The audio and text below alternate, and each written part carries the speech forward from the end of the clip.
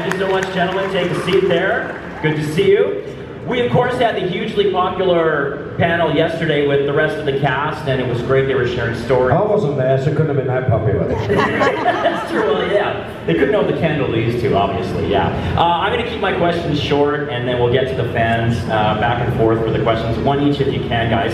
Jared, I'll start with you. Eric Kripke, the creator of the show, famously shopped the idea of Supernatural around for, I think, like a decade before it was picked up. Yeah. How was it initially pitched to you, and why do you think it took off initially with fans, and why, you know, the network saw this having so much potential? That's true. Thank you.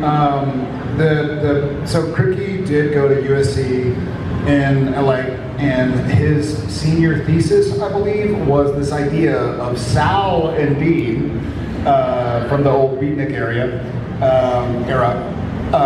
We're like driving across Route 66, et cetera, et cetera. And no one liked it, so he pitched it year after year after year after year. And finally, in about 2004, Warner Brothers said, like, okay, fuck it, sounds cool. So we tried it, and it worked. And in fairness, it didn't initially work. I've met many people who have been along with us since '05. Funny enough, for those who started 20 years ago today, we were shooting the pilot. Yeah, we started, I think, February 10th. I'll have to like post a picture of my call sheets. I'm a hoarder, so I keep a lot of stuff, and I have some of the old school call sheets. Maybe I can auction for charity or something someday. But I remember we shot through Jensen's birthday, which is March 1st. And so it was great, but it was kind of, I think, one of the reasons that Supernatural is, while we're talking to y'all after the show hasn't aired in 4+ years, which is fucking humbling and awesome, thank you all, is because it was kind of, it was and has been kind of a story of the little engine that could. So we were never on, you know, we were on WB season 1 for half of it. Then CBS and Warner Brothers merged UPN and WB made CW. But the majority of people, I mean, who can I see a show of hands? And I'd be really interested. Who watched this show because they saw a commercial saying, watch this show? Really, a commercial? No shit. Fuck you then. I'm kidding. Who watched this show because a friend of theirs said, you gotta watch this show? Wow, look at that. See, you gotta fight them all right now. He's right here, 4 seats. I'm just kidding. No, thank you, love you. So I think it was, we grew alongside the fandom and the family. And so it was more, you know, if somebody has $1 billion, you don't say like, hey, they need some help. If somebody has $1, you're like, hey, do you have anything you can help out? And so we were kind of in that sort of analogy. We were the TV show that had $1. It was like, hey, if you have a penny, it's gonna fucking help big. And so it became this symbiotic relationship with our fandom. And here we are today, 20 years to the day after shooting the pilot. I know, thank you.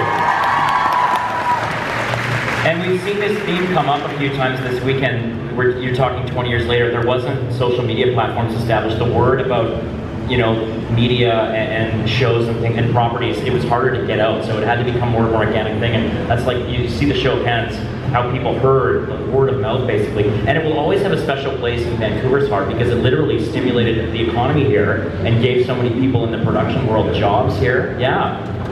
About 500 million into the BC. Yeah. We appreciate that. Mark, we'll get to you right now before we open it up to questions. I want to talk to you about how gratifying it must be to play an anti-hero. That must be so Excuse me? I've never played an anti-hero. What do you mean playing an anti-hero? Have you met this guy? He was born to play it. It's never. Talk to us about how complex that role is. What? I came in, look, I had a great friend who was no longer with us, Kim Manners. He was a wonderful, wonderful guy. Grumpy bastard. The original showrunner, correct? I'd done a show called Mantis with him, and he screamed at me at the top of his lungs in the middle of a take because they'd written this 4-page scene and then they deleted the middle, and I was like, He's like, come on. Anyway, we became great friends, and I would hang out with him at the Gerard, at the old... Sun Place, yeah. Sun It's Place. now called Boulevard, I think. So he would bring in every director that was his buddy that was directing you guys on the season. So I'd be up there doing something, take the table, he'd be, yeah. So he'd be telling me, all the time he'd be telling me about the show and the boys, you gotta come do it, it's great, it's so much fun. And it was always something that was in the back of my head. And it didn't happen. For some reason it didn't happen. And then, unfortunately, Kim got sick. I was working with his brother Kelly, and he got sick, and he passed. And right after he passed, I get a phone call. It was like, would you like to audition for Supernatural? I went, what's going on here? Wow. This is like so cool. I went, absolutely. No question. Went in, did it. I was supposed to go for one episode. Of one episode. 8 years later. Now, 13 years later, here we are. Exactly. And I mean, what's so amazing to me about the whole thing is that I came in season 5, right in the middle of season 5, episode 10. Kevin's here, so I've got to get this right. So I came in season 10, and that was supposed to be the year it ends. That was supposed to be the apocalypse, the end of it, the end of season 5. And it was Kripke's last year. And I was like, this show is so cool. I hope it goes another year. You were not far off there. Okay, let's open it up. Please keep it to one question and just say your name and who your question is for. We'll start on this side. Go ahead, please. Hi, Mark. Hi. Hi, Jared. Or can I call you Sammy? Yeah. You say, can you call me Sandwich? Sammy. I prefer you call me Sandwich. You Oh, hi, Sandwich. can, Samantha. Yes, whatever you want to call me. Okay. You can call me Moose. He coined that term, so whatever you want, whatever you want. I'll call him King Crowley. Yeah.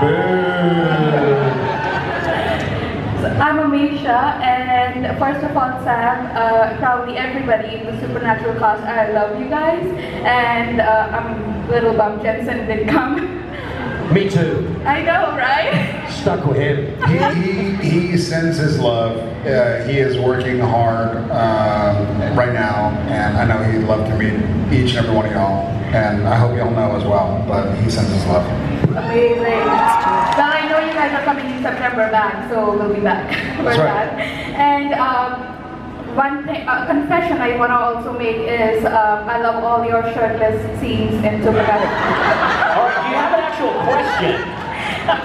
No, let her talk. Let her talk.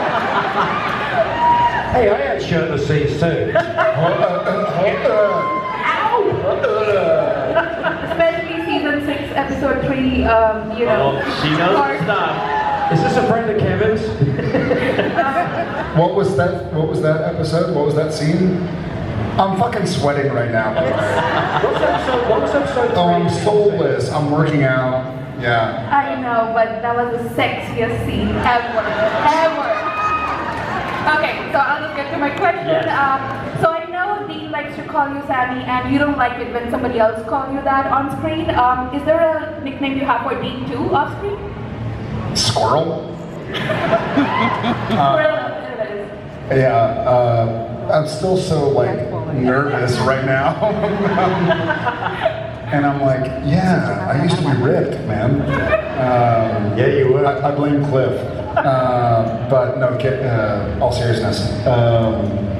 I think Jared, as a person, am somebody who's more kind of inclined to give nicknames. And so that's one of the ways where Sam and Jared differed, which was so fun to play. Because I think Sam was a pretty straight shooter. Jared's a doofus, like, if I may say so about myself. And so I don't know. That's a great question. I've never been asked that question before. So kudos to you. No, thank you. But yeah, I think it would be jerk. I'll make sure I let him know that in September when he comes. Thank you so much. You know the weird thing is like that Sarah Gamble, who took over in season 6 and season 7 and had to steer this ending ship of an apocalypse into a whole, let's keep going with the series, which I thought was an incredible thing to do. Season 6 has some of my favorite episodes in it ever. It's a wonderful series.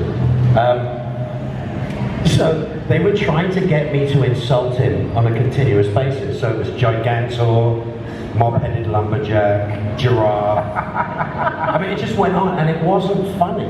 None of them were funny. They're funny now, but Right, but and then I'm in my burned out mansion, and Dean's sitting on the couch with a beer. He goes, "Where's your moose?" And I Yes. went, I go, "Where's your moose?" And he goes, "Oh, he went out to blah blah," and that was it. It was over. Yeah. Moose forever. It's Then you got to have squirrel. Then you got to have. It basically makes me Boris. again, Yeah, which is not cool. Well, And it makes Rowena and Natasha. Sure. But it's a wonderful. How many moose have you been given in the last 20 years? more than I can count. I have a shrine to mooses. Moose eye? Very Canadian. Meese? Do we just say meese? Moose. Okay, we'll take a question from this side. Go ahead, please. Hi, my name is Talia, and my question would be for Jared. I'm sorry. No, you're good. Not the whole show, but me and my sister, when we grew up, we used to fight over whether Sam or Dean is more handsome, and I always say Sam is more handsome. I'm 2 for 2 today. I love y'all. Buck Jensen. He's a beautiful man inside and out, but I appreciate you. Yeah, take it easy. Take it easy. Yeah, my question to you would be, what do you and Sam have in common? We're both tall. I think we both really want to get to the bottom of an issue. So I'm kind of like OCD myself, Jared, where I still read instruction manuals, even though you can always just Google the hack afterwards. I'm very strange about it. So we're very nitpicky. I think they started writing that in as they found that out about Jared into Sam. Like, Sam wants to sit there and read and learn everything and then try it. Dean's just like, fuck it, let's try it now. And so that's certainly the quality that I would say right now was most similar between Jared and Sam. But thank you, and hi to your sister, and I hope you won. Yes, I'm gonna rewatch everything. Thank you so much. Thank you. Over on this side. Go ahead, please. Hi, my name is Kira. Hi, Kira. My question, I met you yesterday, K-I-R-A. K-I-R-A. Yeah, sorry, you're backlit. You look pretty badass, but My question is, when you're playing a character for a long period of time, do you find that the personality of that character creeps into your daily life, even without noticing sometimes? Yeah, I killed 6 or 7 million people in the last couple of years. my answer is absolutely hell yes. If I didn't have Sam Winchester to live with for 15 years, I would not be who I am today. I don't know if I'd be better or worse, but there's no question, no doubt, because, and Shepard can attest to this, they're long days. And even if you only film for, a minute at a time or 3 minutes at a time, you go back to your trailer and you spend an hour preparing for the next scene. Then you go home and you make sure you know the next day's dialogue. And so it's hard to say what's the chicken, what's the egg, but I certainly feel like Sam Winchester, even Dean Forrester are a part of who I am today. And Cordell Walker, I feel like every character that I spent a good amount of time with has kind of just grabbed a hold of something inside of me and refuses to leave, some for the better, some for the worse. But all in all, in my 25 years in the acting entertainment industry, I'm grateful that I got to play some cool folks. We also had the wonderful privilege of having writers that Yeah. could see what was going on and what worked and what was really resonating with other people and writing to that. They wrote very much to that. Yeah. So the relationships between those two did permeate into the writing, I think very much so. I think it's fascinating. Yeah, thank you for the question. Thank you, Kira. Thank you. Yeah, thank you. All right, we'll take one over here. Hi, I'm Michelle. I used to stumble on you guys filming a lot here in Vancouver. It was a lot of fun. And Russ Hamilton told me there were a lot of, let's say, enthusiastic fans that you could encounter on set. Do you have any particularly memorable, good or bad, fan encounters from when you're filming? While filming, I will say this, much to your first question to me, this all felt so organic.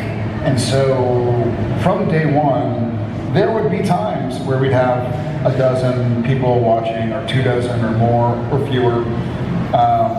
But it's such a, I'll say this, I've been a fan myself of many different genres or, series, et cetera, bands.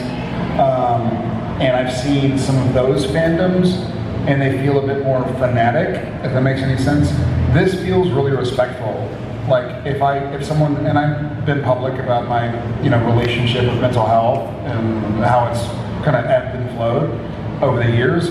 And when people mention it, it just feels respectful. Like, hey, I see you, you're a person, you're working, we're gonna watch you, you don't need to say anything, we respect you, and they also understand that we respect them back. Like, hey, we're all breathing the same oxygen here, We happen to be on stage and y'all are in chairs, but that's a minor difference. And so I've never had, I don't think anything negative. Like it's been funny at times, I'm sure. I can't think of anything. This wasn't negative, and this wasn't on set. But do y'all know the story about me in Lyon, France, breaking up a fight between a guy and a girl? Does anybody not know it? Okay, it's worth telling it. So, the Women's World Cup 2019. We're in Lyon, France, and like June, my buddy Josh and I, Boniface. We do like a ultramarathon run through Verbier in Switzerland, in the Alps, and then we go back. Our families watch the Women's World Cup in Lyon, and then we're all checking out. So we're all in the lobby, and Genevieve and his wife Kristen run in. They're like, "Hey, this guy's outside the street about to beat this girl up," and we're like, "Oh shit! I guess we gotta in France." And so we gotta go step in. And so we go in, we kind of just keep them aside. There's no pushing or punching, but we just kind of push them. We don't push them. We just kind of step in between the two of them. And they're, very passionate French. I don't know what they're saying. I don't speak French. I barely speak English. But we're sitting there, and finally the girl walks away, kind of storms off, and like merda or whatever. Wait, is somebody French in here? What's the word for like your shit? How do you say your shit? How do you say your shit? Yeah, something like that. And so then the guy who hasn't looked at me in the face once, and I'm standing in front of him, looks up and he goes, "Super naturel." And I'm like, yeah, see, where, I don't know. And he goes, boom. And I'm like, this is really weird. And so he and his buddy start to walk away, and he walks like 10 steps away and turns around, like over his shoulder, like an old film noir, and goes, "Merci, Samuel Justel." Amazing. I'm sure you know that story numerous times now too. I hope so. Yeah. If I ever meet him, I hope he mentions it and tells me what the hell they were saying. Incredible. But it's always been kind of funny, even though that was strange, I guess. Yeah. Yeah, that's surreal. Yeah. But yeah, it's all been positive. Mark, anything to add? The only one I love is I was in New Zealand with Amanda Tapping. Who directed some episodes. I was in the show as well. And there was this girl, very, very tall girl, and she was shaking and sweating and having a really hard time breathing. And she was supposed to come up and get a photo with me. And I said, "It's okay, just take a deep breath." And she looked at me in the face and said, "I'm just trying not to shit myself." We've all been there. Keep trying. I mean, what do you say? It's a brutal honesty. I love it. But there's something rather, what he said is absolutely the essence of this. I came into this 5 years in, And I knew the impact the show was having around the world. I could tell immediately. But the craziest thing about it was, as you said, the Supernatural family, the things going on around it, grew at this exponential rate. This show that had, what, at the top 4.5 million viewers, 5 million viewers or something, right? It's like, I can't walk down the street in any country in the world without somebody saying, oh, Crowley. It's like, it's automatic. So you suddenly realize that there's this, the interactions with us are never really negative. There is no negativity to it because, you know, we talk about what goes on with us and we have causes that we support. You know, Misha drives me crazy. I mean, the guy's an idiot. But he took schools. You know, I mean, there's things that happen and everything that we care about and we put it out there, you guys make it 1,000 times bigger, 1,000,000 times bigger.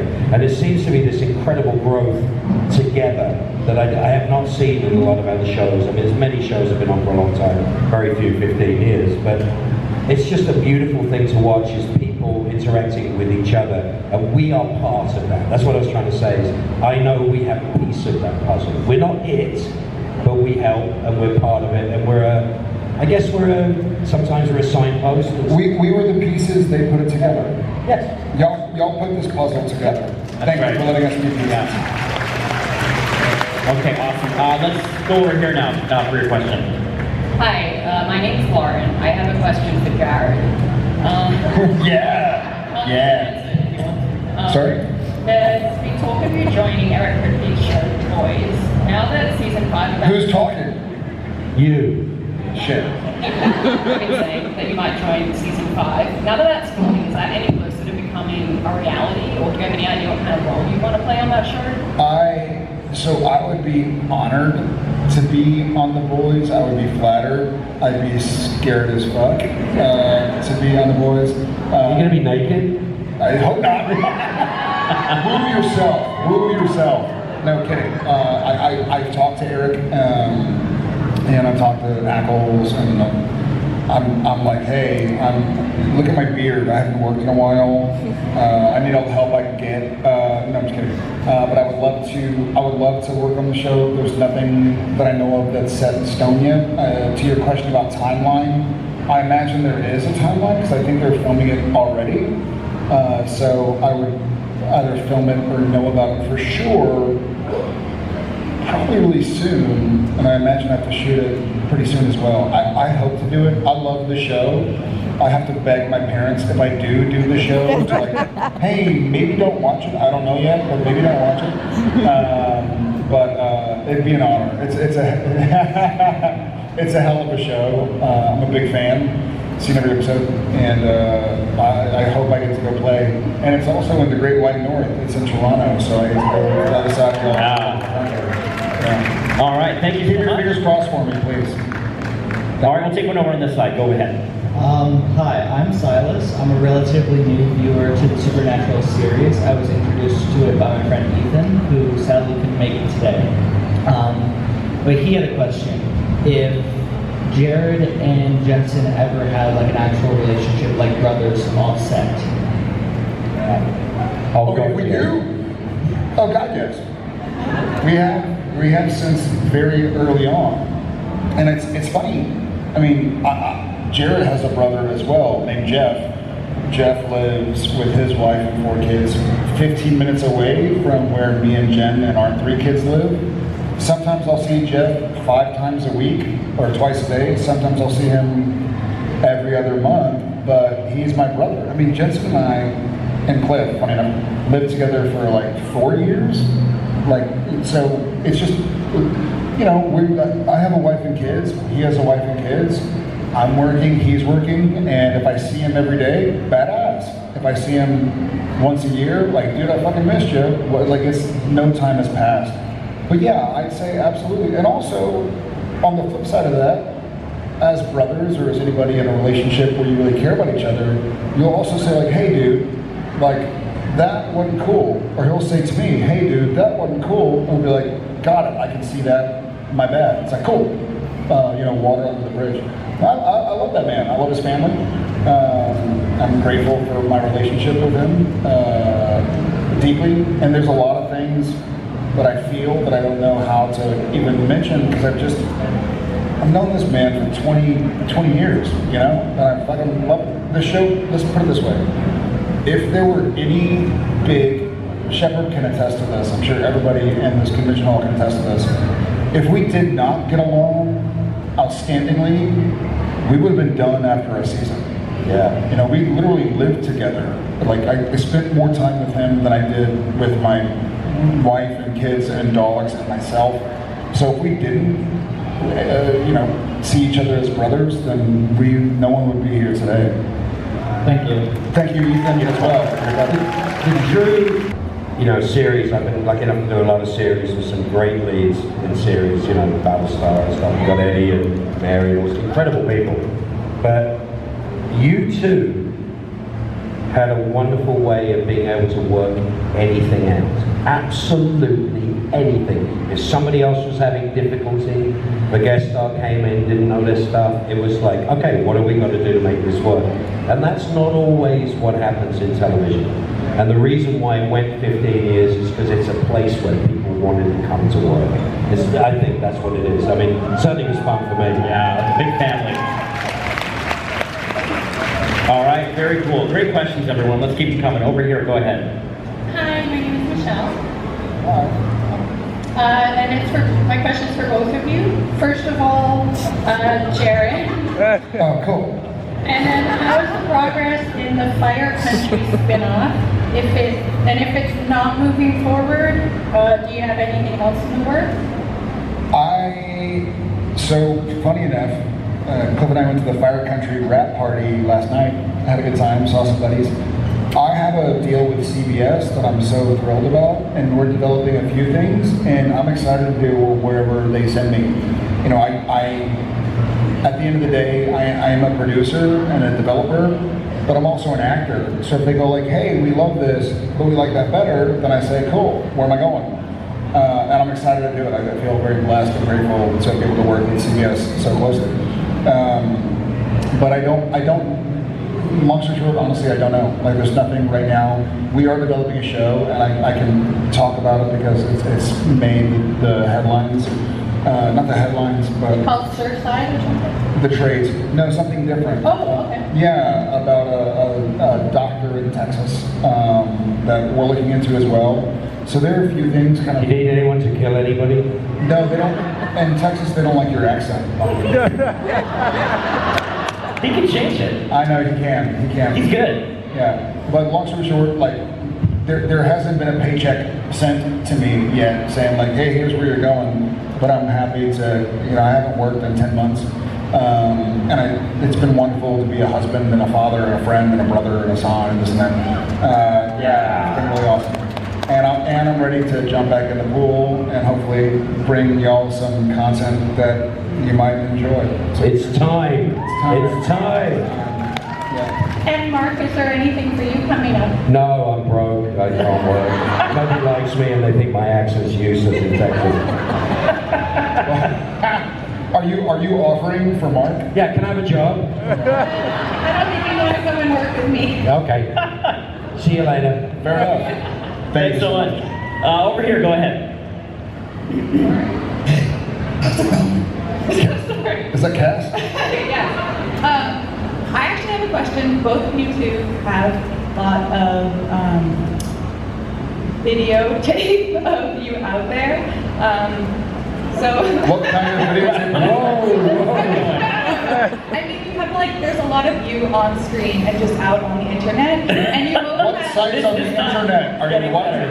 What do you mean? When you're saying a lot of you, what are you talking about? Well, I mean, I don't know if I should disclose, but...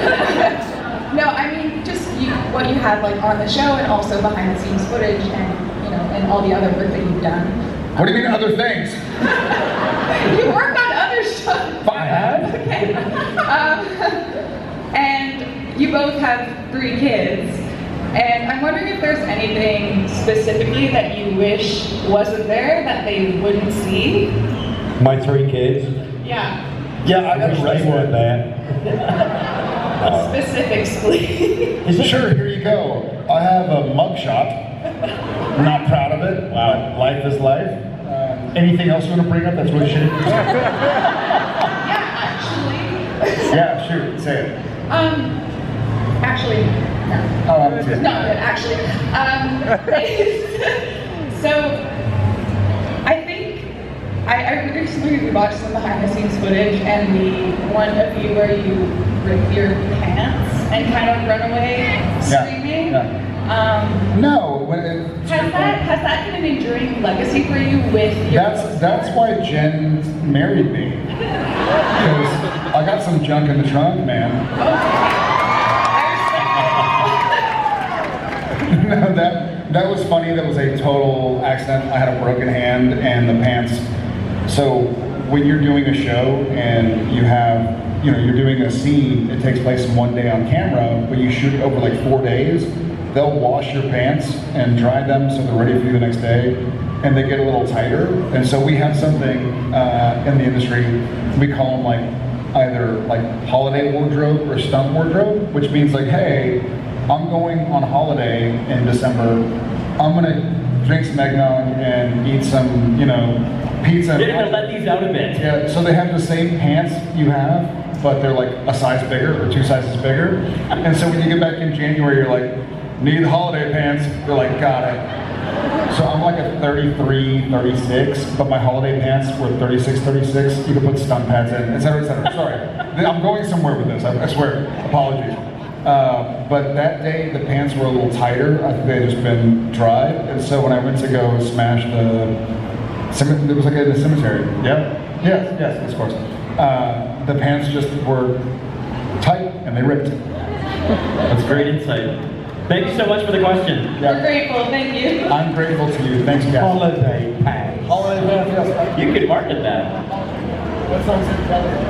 All right, let's take a question over here. Go ahead. Hi, my name is Leah. Hi. And this is for both of you. I feel as TV shows have been condensed into less and less episodes, we have kind of lost the wonder that is filler episodes, which is episodes that like don't really Are shitty? Yeah. No. And they don't really contribute much to the main plot, but like they can be really funny or like really give characters some depth. Like some of my favorite Supernatural filler episodes are like Scooby Natural, Yellow Fever. That wasn't filler, those are amazing. No, the point is that they're filler because they don't contribute to the main plot of the story. Yeah, the overall arc. That's right. You're talking about like the one-offs. Yeah, exactly. Like But one-offs. those are sometimes actually harder to put together than the regular story ones. And I guess my question is, do you guys have a favorite episode to shoot that may have not contributed to like the main plot of the story, but you found really funny or entertaining to shoot? Yeah. Like a random one-off. That's great. That's a great question. That's funny. It's just, we have Holiday, French Mistake, Yellow Fever, Changing Channels, Baby, Scooby Natural, which, to your point, and well said, I think there are a lot of our favorite episodes. Yeah. The LARPing episode is a personal favorite. LARPing? Yeah, LARP and the Real Girl. LARP and the Real Girl. Yeah. How about you, Mark? And by the way, just as, to your point, just as those are really valuable to the viewing audience, as like a reset, it's tense, what's gonna happen? Like an exhale, then it's tense. So the same on set, Like I don't want to cry and lose my brother or do the demon blood thing with Crowley every episode. That sucks. Like your Titanic episode. I mean, there's loads of. You kind of like, to an earlier question, you do end up taking on what your character takes on. So that's difficult to live in for more than a couple of days or a couple of weeks or a couple of episodes. So I do love those. But to your first two, was it Yellow Fever and Scooby Natural? Yeah. I love those. Yeah. I would do that again all day. You know what I think it is? And I think it's a lot of the writers, it's the thing they desperately want to do. They've always wanted to do this thing, and it actually takes longer to set those up and fit those into a season. Like Scooby Naturals. How many months is that? It's like a year of work or something. Almost a year of work to get that to, hey, what happens if we do this? So it's a lot of fun to do. Like, where else can you fit in Dean threatening to shoot a pigeon, right? Like, Correct. Like Dog Dean Afternoon. Like there were so many, and those are, I think, probably a lot of our favorites as well. So thank you for your question. Thanks so much. Great question. All right. Thank you for your filler question. Go ahead on this side. Hi, my name is Cassie. Thank you so much for being part of my life for like 23 years. So my question is for both of you, if there was a Crowley and Sam spin-off show, what would you like to see? Oh. Ripped pants. I've lost weight, so no holiday pants. It's good. Yeah, you have. You dropped weight. You know what? The great thing about this is I have a phrase that fits all of this, which is write your own fan fiction. Write your own fan fiction. Write your own fan fiction. Yeah. And that's the greatest thing, is that we are so lucky to have been part of something that has such an effect on so many people and makes you ask questions. I mean, a lot of shows give you answers to things, and this show always left you with questions. And I always loved that. Nothing was ever really solved. But it was always put up there. And so as a result of that, there are so many people who are like, well, what if Castiel and Crowley went off and did the Agent Jay-Z and Beyonce, or what if this span off, and you know what, I think it's beautiful, and I'm so proud of the fact that we had this much effect, you know, because we loved it, we loved every minute of it. We had a crew that were just exceptional. I mean, we did the end of season 8, and my God, those days we had in the church, it was hard work. They didn't make a sound for 2 days. I mean, nobody made a sound for 2 days. Everybody had everybody's back, because there's never enough time, there's never enough money, and you're trying to make the best thing you can make. And you look back at it and you go, my God, what a privilege to be doing something that everybody cared about, which is I think is fantastic and rare. I think that's rare. Yeah, well said. I agree with all that, and to echo, yes to everything you said, and to your question, I think Sam and Crowley saw each other, that Sam and Dean did not, that Crowley and Dean did not, that Sam and Cass did not. You see a different side of people, and I love the way, however much Sam and Crowley barked at each other on camera, they kind of saw each other like really deeply. And to his point, the season 8 finale, Sacrifice, I felt so in tune, not only with Mark as a professional, as an actor, but when they called action, I think we felt so in tune with our characters and how they saw each other, and that was a neat side. Like I always loved the Dean and Castiel scenes, and the ones that I was not in, because I saw how Dean and Cass saw each other and understood each other. And Sam and Dean obviously understood each other deeply, but I love learning about people's other relationships. I'm like, wait, you know, like I think when Jen, this is random, but like when Jen and I started dating in season 4, and then she finally saw me with my brother, and I was no longer like the lead on the TV show who was, you know, big and strong. I was like a little brother. She was like, oh wow. And then she saw my parents, and then she saw some guy who was a bully in school or whatever. We see each other, and it just provides a little extra ingredient to the recipe. That layers, isn't it? Layers. It's true layers. Yeah, more layers. Thank you for your question. Thank you. My mom loves you, Jared. Thank you. I love her back. That sounds weird. I didn't never met your mom, I don't think, but tell her thank you. I love her back.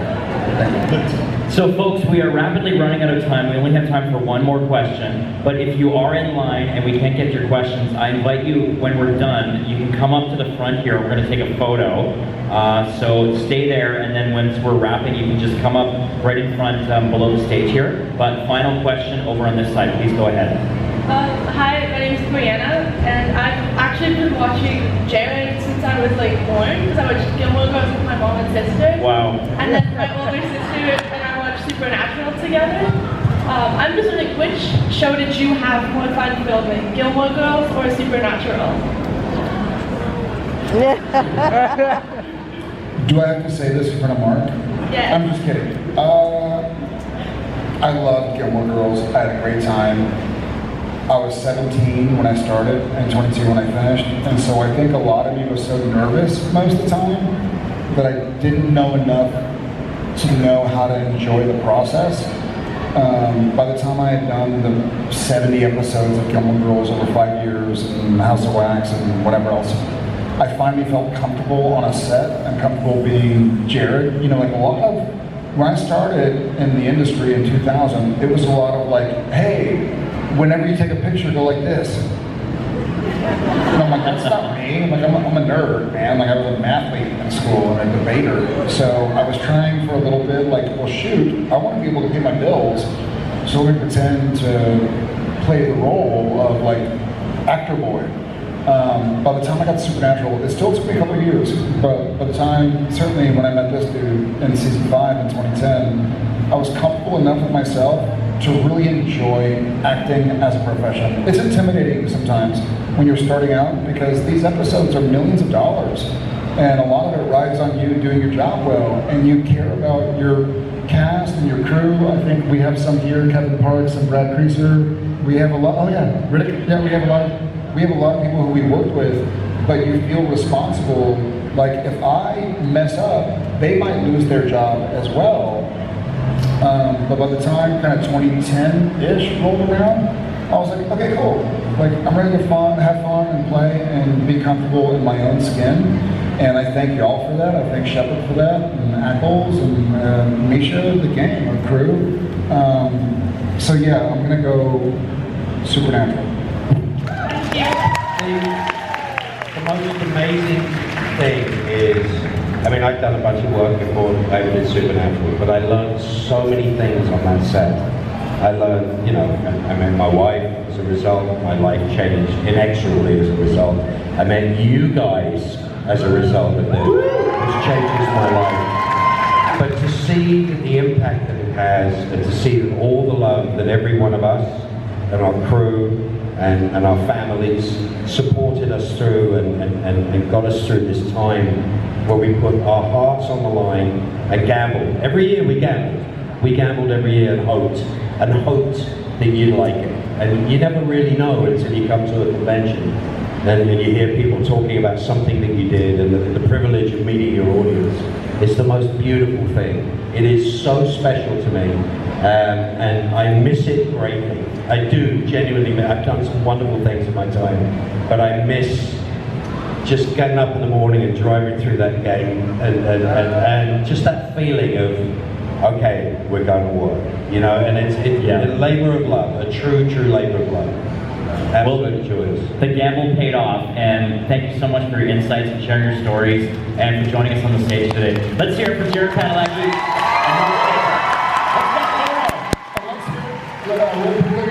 Let's hear it for y'all that made it happen, and we see you seated, we see you standing. Thank y'all so much. It means so much. Let's keep this family going. So photographers assemble here. Anyone in line, you can come up here and pose for the photo.